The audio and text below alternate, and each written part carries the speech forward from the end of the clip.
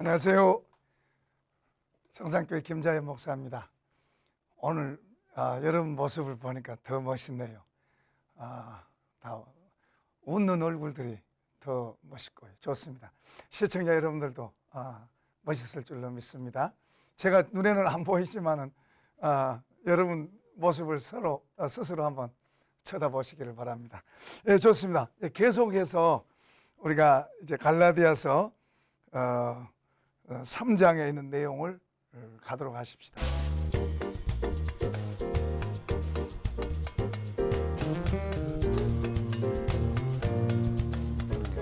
어떤 면에서 조금 딱딱하기도 하고 좀 어려운 것일 수도 있고 같은 말이 또 반복되기도 하지만은 그러나 그것이 굉장히 중요합니다. 그렇기 때문에 사도 바울도 반복해서 또 말하고 또 설명하고 또 말하고 우리가 한두 번 듣고 하나님의 진리가 다 이해된다면 참 뭐가 어렵겠습니까? 그러나 우리는 이것을 자꾸 듣고 하면서 같은 말이라도 자꾸 들으면서 더 깊이 이해하고 또 깨닫고 또 어떤 때는 우리가 흐려져 버렸다가 또 다시 이제 깨닫게 되고 이 진리는 그런 것입니다. 깊이 들어가기까지는 이제 그런 노력들이 필요합니다. 이번도 역시 지난번에 했던 그런 내용들을 역시 반복하고 있어요. 자, 15절서부터 이번에는 22절까지의 내용으로 이제 우리가 이제 나눠보도록 하십시다. 먼저 그러면 15절과 16절 같이 읽읍시다. 시작. 형제들아, 내가 사람의 예대로 말하노니 사람의 언약이라도 정한 후에는 아무도 패하거나 더하거나 하지 못하리라. 이 약속들은 아브라함과 그 자손에게 말씀하신 것인데 여럿을 가리켜 그 자손들을 하지 아니하시고 오직 한 사람을 가리켜 내 자손이라 하셨으니 곧 그리스도라. 아멘.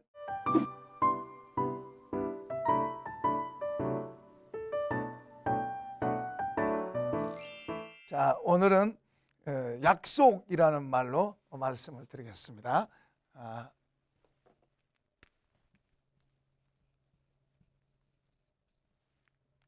여기서 이렇게 설명합니다. 사람도 약속을 하면 그 약속을 변하지 않는다. 자, 예를 들어서 집을 사고 팔 때 계약서를 쓰죠. 계약서를 쓰고 그리고 서로 상방이 서로 파는 사람과 사는 사람이 그 약속을 이행하겠다는 계약서에 도장을 찍습니다. 그리고 그 약속을 지킵니다. 만약에 약속을 지키지 못하면 어떤 배상을 하게 되죠. 하나님께서도 사람하고 약속을 합니다. 그 사람하고 약속한 게 이제 먼저는 아브라함하고 약속을 하셨다.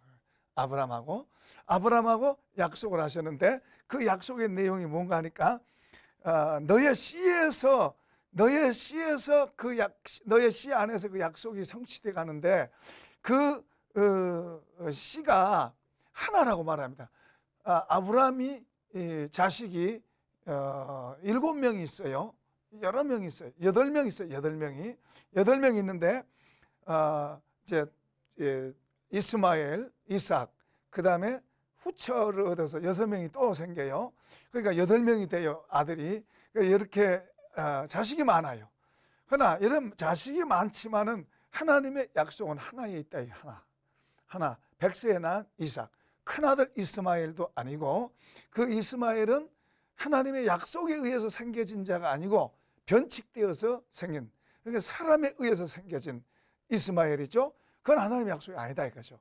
하나님의 약속은 백세에 낳아진, 정실에게서 백세에 낳아진 이삭, 그가 하나님의 약속이라고 말합니다. 요한복음 8장 56절에서 예수님은 아브라함은 나의 때 볼 것을 보고 즐거워하다가 보고 기뻐했다, 그런 말을 합니다. 아브라함과 예수님은 약 4,000년 이렇게 간격이 있는데 지금 예수님 이상한 말씀하세요. 너희 조상 아브라함도 나의 때 볼 것을 보고 즐거워하다가 봤다 그래요. 보고 나의 때를 즐거워하다가 보고 기뻐했다 그래요. 그러니까 그 말이 무슨 말이냐 그러면 하나님의 약속이 눈앞에 것만 있는 게 아니고 지금 눈앞에 아브라함에게 있어서 하나님의 약속은 이삭 주신다, 아들 주신다 그 말이에요. 아들 주셨을 때, 이삭이 태어났을 때 아브라함은 이삭만 본 게 아니고 앞으로 태어날 그 하나님이 약속한 영원한 씨 그리스도 이삭을 보면서 이삭이 태어날 것을 기뻐하다가 보고 기뻐했다 그러는데, 이삭을 보고 기뻐한 것을 지금 예수님은 너희 조상 아브라함이 나의 때 볼 것을 보고 즐거워하다가 기뻐했다, 보고 기뻐했다, 지금 그 말하고 있어요. 그러니까 아브라함은 이삭을 보면서 누굴 봐요? 하나님의 영원한 씨를 같이 보고 있다고 말이에요. 그러니까 하나님의 약속은 눈앞에 있는 것 같지만은 영원한 거예요. 종말론도 예루살렘 성이 멸망하면서 종말의 때를 같이 이야기하고 있어요. 그러니까 예루살렘 성이 언제 무너지냐면 예수님 말씀하시고 한 37, 8년 후에 예루살렘 멸망했어요. 그 예루살렘 성이 멸망한 것과 종말, 마지막 인류의 종말의 때도 같이 예언을 했어요. 그러니까 저 예루살렘 멸망하는 것이 사실이 되면 그 당시로서는 예루살렘이 멸망할 거라고 생각도 못할 일이죠. 그런데 그 예루살렘 성이, 그러니까 우리식으로 말하면 그 좋은 교회죠. 엄청난 대리석으로 지어진, 제자들이 예수님에게 자랑했던 그런 교회죠. 그 건물이 무너질 거라고는 생각도 못했죠. 하나님께서 어떻게 그런 교회를 무너지게 하겠어요? 다른 건 다 무너져도 그 교회는 지키고 보호할 텐데, 그런데 예수님은 무너진다 그랬어요. 돌 위에 돌 하나 남지 않고 다 무너진다고 말씀하세요. 예언이죠, 예언. 그러면서 종말의 때도 같이 말씀하고 있어요. 그러니까 이제 나중에 37, 8년 후에 예루살렘이 정말로 로마군에 의해서 무너졌습니다. 그렇게 완전히 무너졌는데, 그것이 무너진 걸 보고 이제 모두 맞아야 돼요. 종말의 때, 인류의 종말도 그런 때가 정말로 온다는 것을 말씀한 거죠. 그러니까 성경에 하나님이 우리에게 말씀하신 것은 우리는 한 세대, 100년 안팎의 한 세대 잠깐 살다 지나가는 거예요. 그러나 하나님의 세계는 영원한 줄로 믿습니다.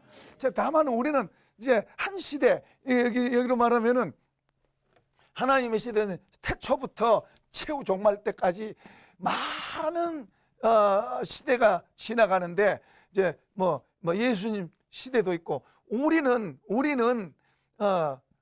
여기서 이 시대에 우리 살다가 이제 오라 그러면 끝나고 가는 거예요. 그 다음에 이제 그 다음 시대가 살고, 전에도 그랬고. 그러니까 우리는 여기 것만 보고 들여다보고, 여기 것만 우리는 욕심내고, 여기 것만 보고 따라가고, 여기 것만 잡으려고 애를 쓰는 거예요. 주님은 여기만 말씀하니까 여기서부터 여기까지 말씀하고 있다, 여기까지. 그러니까 우리가 이 주님의 약속, 이 주님의 말씀을 들여다보고 이 말씀을 바라보고 사는 것, 이것이 믿음이고, 이게 복 있는 사람이에요. 이게 복 있는 사람. 이런 약속이 없는 사람은 그냥 여기만 들여다보고 여기서 조금 얻고 그것 보고 좋아하고, 조금 많으면 그거 가지고 춤추고 자랑하고, 그러다가 없어지면 또 떨어지고, 그것만 살다가 끝나면 이제 뭐요? 허무한 거예요. 아무것도 없는 거예요. 그런데 저 약속을 바라보고 사는 사람, 아브라함도 그랬고, 그 이삭도 그랬고, 야곱도 그랬고, 많은 믿음의 사람들이 그 시대를 살면서 그 시대에 좋고 안 좋고에 춤추고 울고 웃고 그런 게 아니고, 하나님의 약속에 의해서 그 약속을 따라서 그 약속을 붙잡고 있으니까 어려움 당해도 거기서도 감사하고, 거기서도 뭐요? 인내하고. 할렐루야. 이게 그리스도인인 줄로 믿습니다. 아브라함에게 약속하신 것이 바로 그런 내용이다, 그 말이에요. 자, 그러면 15절, 16절 우리가 한 번 더 읽어보겠습니다. 형제들아, 내가 사람의 예대로 말하노니 사람의 언약이라도 정한 후에는 아무도 패하거나 더하거나 하지 못하니라. 이 약속들은 아브라함과 그 자손에게 말씀하신 것인데, 여럿을 가리켜 그 자손들을 하지 아니하시고 오직 한 사람을 가리켜 내 자손이라 하셨으니 곧 그리스도라. 예수 그리스도. 그러니까 아브라함 때도, 4000년 전 아브라함 때도 예수 그리스도를 바라보고 믿은 거예요. 아브라함의 이삭, 야곱, 또 다니엘, 또 뭐 요셉, 이런 사람들, 또 많은 사람들이 모여 이 약속을 바라보고 산 거예요. 그러니까 그 시대에 옳고 그름에 따라서 막 금방 이제 웃었다 울었다 한다 하는 게 아니라, 다니엘 같은 사람 만약에 그 시대의 것만 쳐다보고 살았다면 총리 자리를 놔두고 왜 사자국으로 가겠어요? 절대로 갈 수 없죠. 어떻게 해서 그걸 얻은 건데 하고 절대로 놓을 수 없죠. 그러나 사자국을 가야 되니까 그냥 바로 가잖아요. 그 사람은 그런 지혜가 있고 하나님의 약속과 하나님을 향한 그런 지혜가 밝고, 그러니까 뭐 망설일 이유도 없어요. 그냥 들어가는 거예요. 그만큼 하나님의 약속과 그분에 대한 아는 이런 지혜와 지식이 아주 더 투철했죠. 총명했다고 한 말은 더 그런 게 더 밝고 확실했다고 말해요. 우리가 하나님의 지혜를, 하나님의 말씀이 지혜인데 하나님의 말씀에 대해서 우리가 밝게 확실하게, 그러니까 이걸 이제 총명이라고 그러는데 확실하게 이렇게 알아지면 망설일 이유가 없잖아요. 살아가는 삶의 방법이 다르죠. 우리가 이게 긴가 민가, 믿냐 못 믿냐, 그러니까 눈에 보고 갈등하는 거죠. 뭐 이건 현실이고 이건 약속인데 이게 맞나 틀리냐, 이렇게 하면서 갈등하는 거지. 이게 총명하게 확실하게 탁 오면 이거에 의해서 움직이죠. 할렐루야. 이거에 의해서 움직이죠. 이거에 따라가고 이거에 의해서 움직이지. 이거 보이는 거 잠깐 있다가 없어지고 없다가 있기도 하고 하는 이거에다가 목숨 걸고 살 이유가 없다 이 말이죠. 이런 걸 모르니까. 그러니까 하나님 믿는 사람들은 이런 귀한 약속들을 붙잡고 있어요. 아까 여기 있는 대로 하나님은 전 세대 창조서부터 끝날까지 이것을 갖고 약속을 갖고 말씀하고 있는데, 우리는 이걸 모르는 사람은 그냥 눈앞에 우리 조금 사는 이것 가지고 울고 웃고 그러고 그거 가지고 싸우고 욕심내고 죄짓고, 그리고 결국에는 허무한 거예요. 아무것도 남은 게 없어요. 갈 때 뭐예요? 수의 한 벌, 가난나, 땅 한 평, 그러고 하는 거예요. 후회하는 거예요. 그러니까 우리가 하나님의 약속을 갖고 하나님의 가르침과 교훈 안에서 사는 그게 바로 지혜고, 그게 바르게 살아갈 수 있는 거예요. 그게 우리한테 복된 거고. 할렐루야. 자, 이제 17절에서 18절의 내용은 이제 율법의 이야기를 또 도입해서 말하고 있어요. 이제 아브라함에게 하나님이 약속을 주셨고, 그리고 믿음으로 그 약속을 받았고, 그리고 믿음으로 하나님을 섬기고 있을 때 그때 율법 없었다 이 말이에요. 그 율법은 언제 하냐? 여기서는 430년 후에 온 거다. 그러면 왜 율법을 주셨냐는 것에 대해서 말씀하고 있어요. 한번 읽어보십시다. 또 17절, 내가 이것을 말하노니 하나님께서 미리 정하신 언약을 430년 후에 생긴 율법이 폐기하지 못하고 그 약속을 헛되게 하지 못하리라. 만일 그 유업이 율법에서 난 것이면 약속에서 난 것이 아니니라. 그러나 하나님은 약속으로 말미암아 아브라함에게 주신 것이라. 그러니까 430년 만에 주어진 그 율법이 약속을 폐기하느냐? 아니다 이 말이에요. 그건 중간에 되어진 끼어들어온 거지. 그 율법 때문에 그 약속 주어진, 먼저 주어진 그 폐기되느냐? 그럴 수 없다. 아니다 이 말이에요. 아니다. 이건 중간에서 끼어드는 것이, 그럼 끼어드는 게 왜 끼어들었느냐? 이걸 이제 설명하고 있어요. 왜 끼어들었냐? 19절 읽어봐요. 시작. 그런즉 율법은 무엇이냐? 범법함으로 더하여진 것이라. 천사들을 통하여 한 중보자의 손으로 베푸신 것인데 약속하신 자손이 오시까지 있을 것이라. 자, 여기에서, 자, 여기가 이제 아브라함이라고 그럽시다. 여기 아브라함이라고 그럽시다. 이때부터 약속이 주어져서, 약속이 주어지고, 이제 여기 430년 후, 여기 이제 시내산에서 모세 때, 여기서 이제 약속이 주어졌는데, 율법이 주어졌어요. 율법이 주어졌는데, 이 율법이 이 아브라함에게 주신 약속을 폐지하느냐? 그럴 수 없다. 지금 그러고 있대. 그런데 이 율법은 그럼 뭐냐? 범법함에 의해서 더해진 거라. 다시 말하면은 이 율법의 기능은 이제 예수님, 이 약속의 자손, 예수 오실 때까지 이것이 존재할 텐데, 이 기능에 대해서 거기서는 이제 이렇게 말, 첫 번째는 사람이 하나님 앞에서 의롭지 못하다.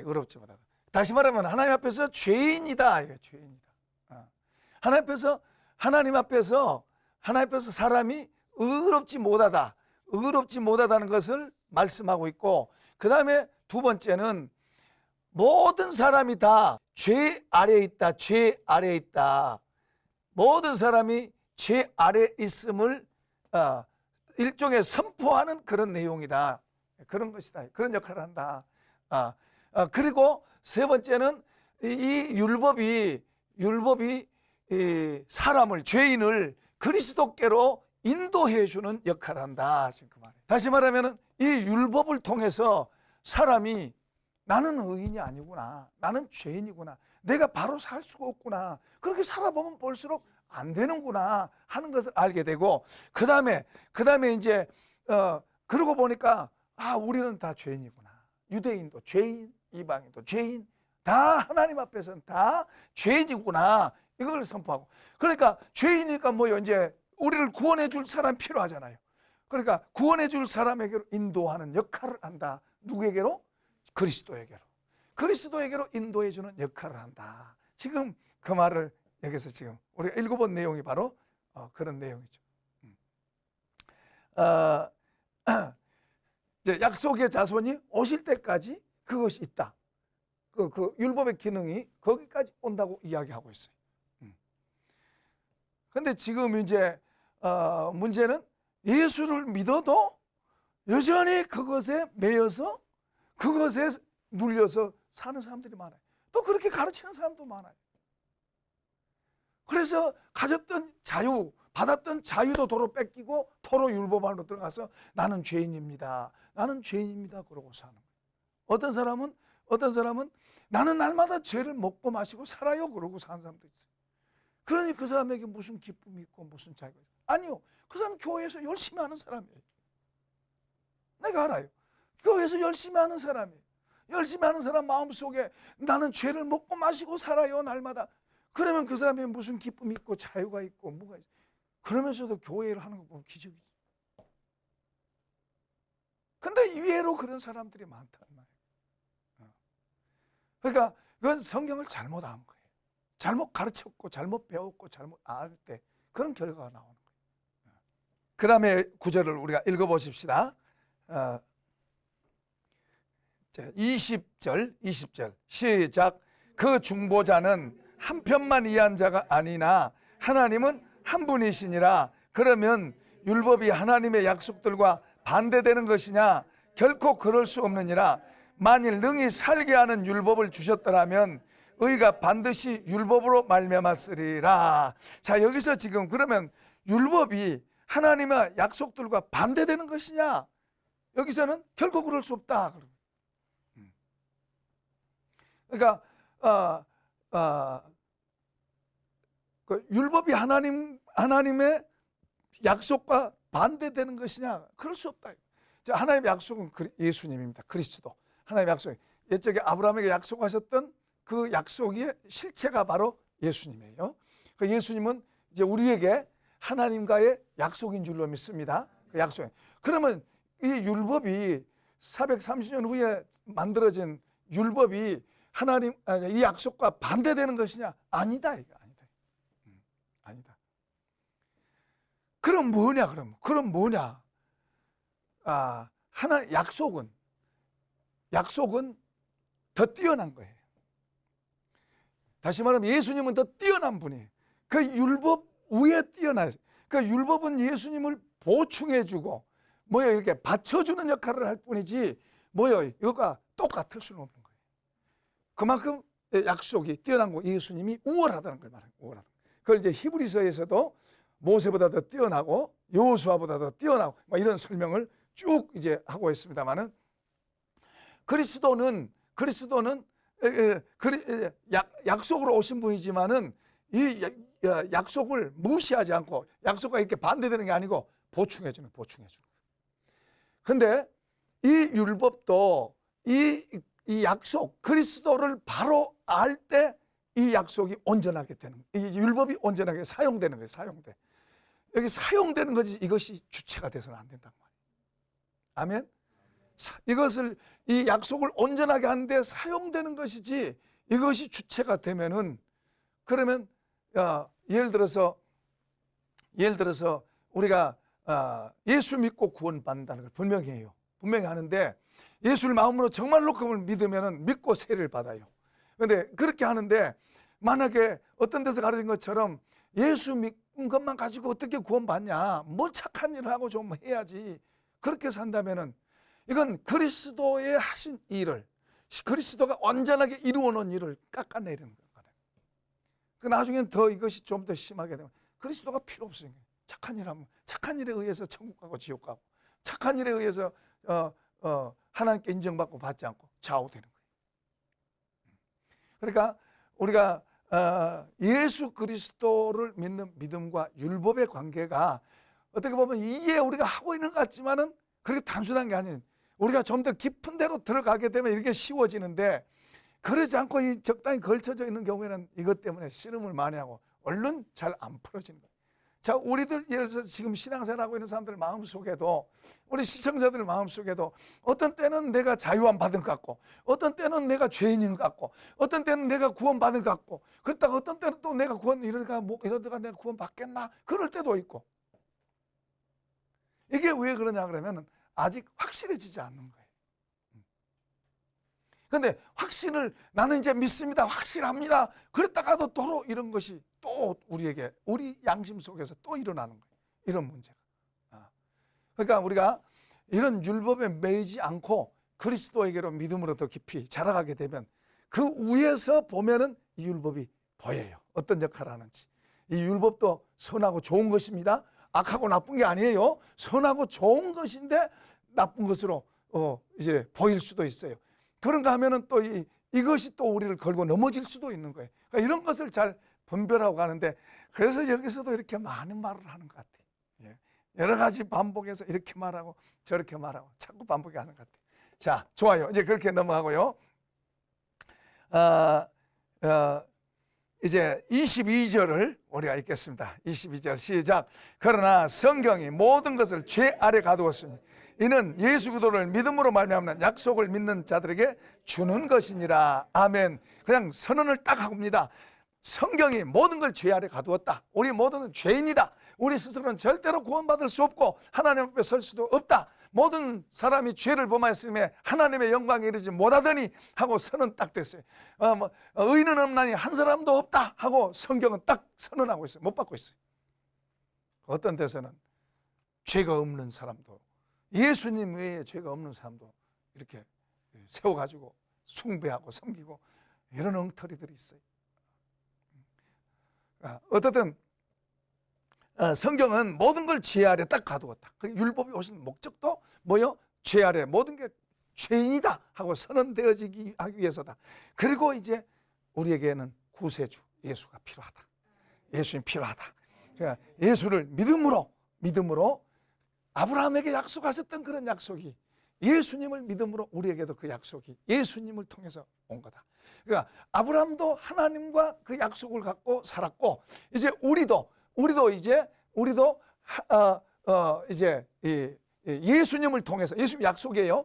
약속이 실체예요. 예수님을 통해서 하나님을 섬기고 그 관계 속에서 이루어져서 아브라함의 복과 그런 믿음으로 갖는 그들이 뭐요? 같이 하나 된다고 말해요. 예, 하나 돼. 아브라함의 복을 우리도 받는, 그렇게 하나 된다. 믿음으로 받는 복을 우리도 받는다. 어쨌든 이제 결론입니다. 율법과 믿음의 관계에 대해서 성경은 율법이 오므로 인해서 이 율법이 우리를 다 죄 아래 가둬놨다.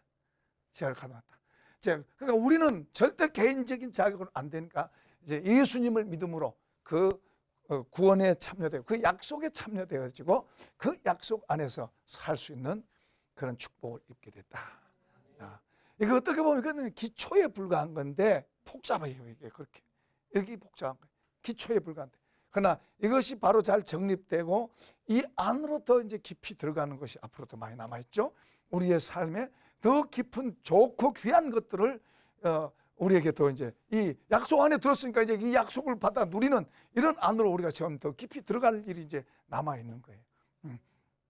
어쨌든 이런 그래서 헷갈리지 말고 우리가 아무튼 예수를 믿고 나는 의인이 됐다. 이제 예수 믿고 그 약속에 참여하게 됐다. 나는 예수님 안에 그 약속을 갖고 누리며 살리라. 이런 복을 받기를 축원합니다. 축원합니다. 축원합니다. 예, 우리 하나님 감사합니다.